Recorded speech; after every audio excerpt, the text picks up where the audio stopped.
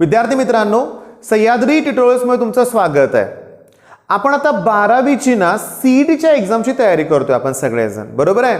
गेली 12 वर्ष आपण शिकत आलोय, पण 12 वर्षात ना अशी परिस्थिती कधी आली नव्हती बाळांनो. म्हणजे मुद्दा काय बघा, मला म्हणायचं आहे की कोविडमुळे खूप त्रासात आहे आपण, मान्य आहे मला. ओके, कोविडमुळे खूप त्रास होतोय. ऑफलाईन क्लासेस झालेच नाही आहेत. ओके, ऑनलाईन झाले, आपला अभ्यास झाला नव्हता, मान्य आहे. पण आता फायनल एक्झामची वेळ आलेली आहे. पण मी तुम्हाला सांगू का, एक्झामच्या ना टेंटेटिव्ह डेट्स आपल्याला फक्त मिळाल्यात. फिक्स डेट्स मिळाल्यात का? नाही आहेत. माझी सीईटी सेलला ना अशी एक रिक्वेस्ट करायची बाळांनो की त्यांनी ना लवकरात लवकर ॲडमिट कार्ड्स रिलीज केले पाहिजेत. पण आजच्या या लेक्चरमध्ये आपण असं कन्सिडर करून चालणार आहोत. लक्षात घ्या, एक तर असा विचार केला, चला ठीक आहे 14 ऑगस्ट आहे, 16 ऑगस्ट पर्यंत आपण एक्झाम फॉर्म चेंज करणार आहोत आणि त्याचा फायदा होतोय, बऱ्याच मुलांना फायदा झालाय, त्याच्याबद्दल आपण धन्यवाद म्हणूया सीईटी सेलला. पण मेन काय की 16 ऑगस्ट आपण असे कन्सिडर करूया की 4 सप्टेंबरला एक्झाम होणारच स्टार्ट, म्हणजे तसे तुलनेत 20 दिवस उरलेत. तसं बघितलं तर 15 दिवस तरी अगोदर ते आपल्याला सांगू शकतात बरं का एक्झाम होणार आहे म्हणून. म्हणजे या 4 ते 5 दिवस हे पुढचे आहेत ते इम्पॉर्टंट आहेत. पण आपण एक कन्सिडरच करूया की होणारच आहे 4 सप्टेंबरला. मग आता काय केलं पाहिजे? मग मी तुम्हाला सांगू का, मग फुल लेंथ मॉक टेस्ट शिवाय पर्याय नाही आहे. क्रॅश कोर्समध्ये मी उद्यापासूनच स्टार्ट करतोय फुल लेंथ मॉक टेस्ट. मी तुम्हाला रिक्वेस्ट करेन काय बघा की फुल लेंथ मॉक टेस्ट जेवढ्या मिळतील तेवढ्या तुम्हाला सॉल्व्ह करायच्या. ओके, एक कमीत कमी 5 तरी फुल लेंथ मॉक टेस्ट व्हायला पाहिजेत. तसा आकडा कमी वाटेल तुम्हाला, पण मी काय म्हणतोय 20 दिवस आहेत, 15 दिवस आहेत. प्रत्येक मॉक टेस्ट नंतर 2-3 दिवसाचा गॅप घ्या, अनालिसिस करा, अभ्यास वाढवा, पुन्हा फुल लेंथ मॉक टेस्ट द्या. डेली ज्यांचा भरपूर अभ्यास आहे. आता गेल्या वर्षी काही मुलं माझ्याकडे होती की जी रोज 2 फुल लेंथ मॉक टेस्ट द्यायचे, 9 ते 12 पण बसायचे, 2 ते 5 पण.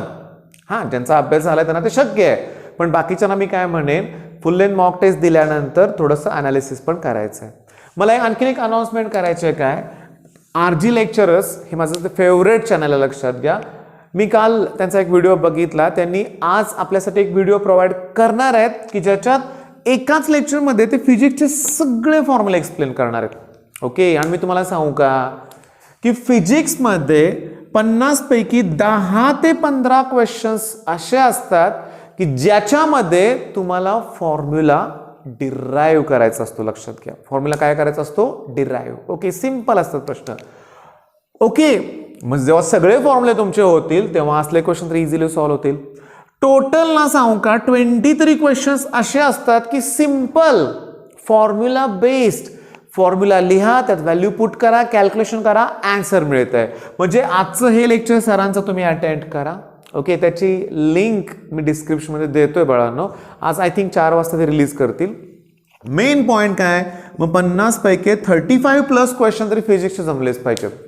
हा, फॉर्म्युले पार्ट असले की सगळं जमतं, हे लक्षात घ्या. ओके, मग आजचं हे लेक्चर इम्पॉर्टंट आहे, त्याची तयारी चांगली, तयारी काय म्हणणार आहे, पण ते लेक्चर बघा तुम्ही. ओके, आणि हे बघा 20 दिवस उरलेत. घाबरून न जाता अभ्यास करायचा, लक्षात घ्या, आणि प्रॉपर तो अभ्यास करायचा आहे. काल एका स्टुडंटनं मला प्रश्न विचारला होता की फिजिक्सचे एक 4-5 टॉपिक राहिलेत, त्याचे अजून केमिस्ट्रीचे 5-6 टॉपिक राहिलेत आणि मॅथ्सचे 5 टॉपिक राहिलेत. मग माझं काय होईल, माझा अभ्यास होतच नाहीये, घाबरला होता स्टुडंट. मी काय म्हणलं बघा, लक्षात घ्या, बघा माझं तुम्हाला पटतंय का बघा. आपण असं विचार करूया की फिजिक्स, केमिस्ट्री, मॅथ्सचे त्याचे 5-5 टॉपिक अजून राहिलेत. मग मी स्ट्रिक्टली त्या मुलाला काय सांगितलं की पहिला काही झालं तरी मॅथ्सचे 5 टॉपिक केले पाहिजेत. प्रत्येक टॉपिकमध्ये 2-3 असे प्रश्न जरी पकडले, 10 ते 15 प्रश्न, 30 मार्काचा विषय, लक्षात घ्या. त्यामुळे हे टॉपिक पहिल्यांदा करायचे. हे एक वेळ नाही केलं तरी चालतील, फॉर्म्युला करा, इझी क्वेश्चन्स येतील, पण हे पण 5 टॉपिक केलेच पाहिजेत. म्हणजे हे जर टॉप प्रायोरिटीने केले तर 40 मार्काचा फरक पडू शकतो. तुम्ही पण तेच अनालिसिस करा, जे टॉपिक राहिलेत रिवाइज करायचे. आता ज्याला टोटली हातच लावला नाही, कधी केलेच नाही, ते राहू दे बरं का बाळांनो, मी सांगतो ते नीट लक्ष द्या. मग इथं काय होतंय, आपली स्ट्रॅटेजी काय होते, जे राहिलेत ते राहू दे, बरोबर आहे. पण जर सीईटी सेलनं डिक्लेअर केलं 4 सप्टेंबरला मी घेणारच नाहीये, ह्या टेंटेटिव्ह डेट्स होते, आम्ही ऑक्टोबरमध्ये घेणार आहे, मग आम्हाला ते उरले टॉपिक पण करता येतील ना. मग हे जरा स्ट्रॅटेजी करता येईना झाले, लक्षात घ्या, आणि म्हणूनच ना गोंधळ होतोय. मग हे गोष्ट यांच्या लक्षात येत नाहीये का?